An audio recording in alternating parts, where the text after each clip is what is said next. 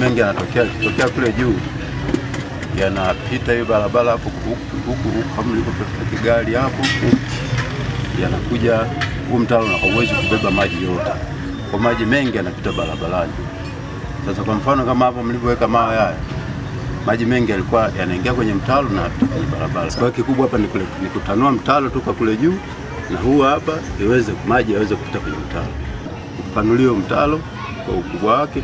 Huu mtaro sasa hivi umekuwa mdogo. Umekuwa mdogo kiasi kwamba maji yanayotoka kule juu huu mtaro hauwezi kubeba maji yote. Kwa badala yake yanapita juu ya barabara, yanakongani. Hata hivi mlivyoweka mawe yatapita, yatazolewa yote. Yaani ikija mvua hapa sasa hivi, maji ambayo tunayafahamu, mawe si kitu, yatabebwa yote yatabebwa. Fanya biashara maeneo haya hapa, tuweke vitu angalau tuhamishe, tuweke kwa juu, maana maji haya yanaingiaga wakati mwingine ndani. Kwa tusaidie serikali kwa mvua hizi mapema, tusaidie.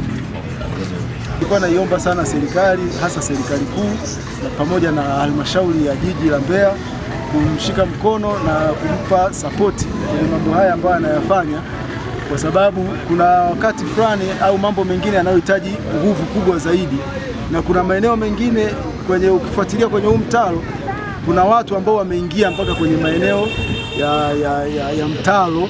Kwa hiyo kwa nguvu ya mheshimiwa diwani yeye peke yake inaweza ikawa ni vigumu hata kusema kwamba anaweza akawahamisha wale watu au akawaondoa wale watu kwenye yale maeneo ambayo wameingilia maeneo ya mtaro na kufanya mtaro uwe finyu na kusababisha mafuriko mengi yao yanashuka huko chini. Hebu kutafuta vifusi vingi, huwa mvua ikirudi ikinyesha vinaondoka na maji. Kwa hiyo tumefanya jitihada kwa level yetu kutafuta kifusi kigumu chenye mawe mengi kiweze kuhimili shida tulionayo hapa.